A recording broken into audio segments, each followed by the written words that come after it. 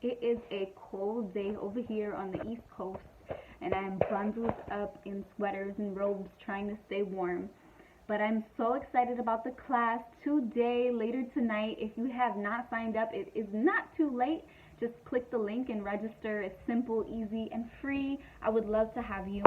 I thought as a pretext to this class, I would come on here and share three things that are helpful when we're getting ready to start our journey of creating new rituals in our lives, especially as caregivers. So, number one is to get comfortable with being uncomfortable. Uh, Funnily enough, the way our human's mind works is that we want to stay comfortable, even if that means we're miserable.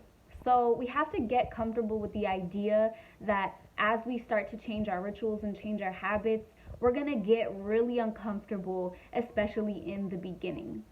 And I think the kind of acceptance of that makes it easier to move through that uncomfort, and creates less resistance when we can expect that uncomfort to be there, if that makes sense. Number two, I really, really emphasize finding what makes you joyful. So that can be very small things, and oftentimes it's things that we already do, but that we just overlook as something that, we just do every day. So find joy is what I'm saying. Ultimately, if you have a cup of tea or a cup of coffee every day, does that bring you joy? And can you take a moment to intentionally feel that joy?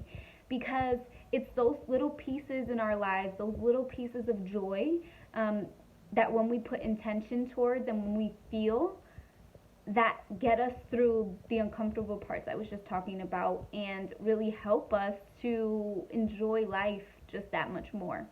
So find the joy. I found the other day I was taking this like really hot shower and my partner was with the kids, and I don't get that often, this like undisturbed shower time. And I thought, oh my gosh, this is amazing. Like, I'm just gonna enjoy this with such intention. And I did, and it was great. And it made that day that much more joyful. So look for things like that. Number three, please, please be easy on yourself. Okay? It is wonderful to call yourself out, right? That's a great practice. So when we start to find ourselves creating new rituals, there may be times where you have to kind of call yourself out and say, oh my gosh, okay, I'm slipping into the old patterns. I'm starting to feel miserable again. I'm starting to self pity again. I'm doing the same thing again. I'm not eating breakfast again, whatever it may be. Um, and it's good to call yourself out. And it's really important not to be hard on yourself, because oftentimes that perpetuates a cycle of continuing to do the same thing that's making you miserable, because you're just being hard on yourself, right? So my suggestion is to call yourself out, say like, okay, I'm not eating breakfast again. This makes me miserable. Got it.